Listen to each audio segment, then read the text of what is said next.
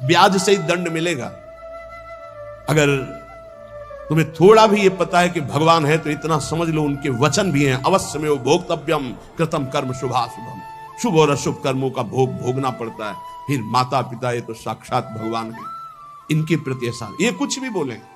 हमने देखा है वयोवृद्ध आदमी की बुद्धि पतित हो जाती। पतित अगर जीवन भर भजन नहीं किया ना तो पतित का मतलब होता है स्थिति से गिर जाना, भ्रष्ट होने का मतलब है गिर जाना। अब उसको जो बोलना चाहिए वो नहीं बोल पाएगा। उस समय हमको क्रोध नहीं करना कि हम तो इतना खवाते पिलाते हैं, ये हमारी निंदा करते हैं। ये हम बहुत गूढ़ बात आपको कह रहे हैं। जिस उनके नाराज रहने पर, उनके गाली देने पर, उनके तिरस्कार करने पर भी, पर हमारी प्रार्थना है हम जो शब्द कह रहे हैं उसे ध्यान से सुनिए।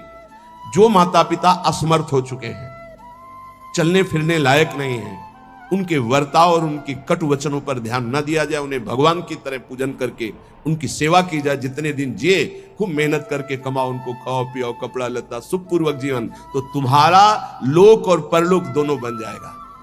हम उन असमर्थ माता पिता के लिए कह रहे हैं कि जिनकी वास्तविक बुद्धि बिगड़ चुकी है, शरीर सेवा में समर्थ स्वयं नहीं रह गया है, अब हमारा कर्तव्य बनता है वो गाली दे, वो पड़े पड़े हगे, तो भी हमें उनकी सेवा करनी चाहिए। निश्चित भगवान प्रसन्न हो जाएंगे।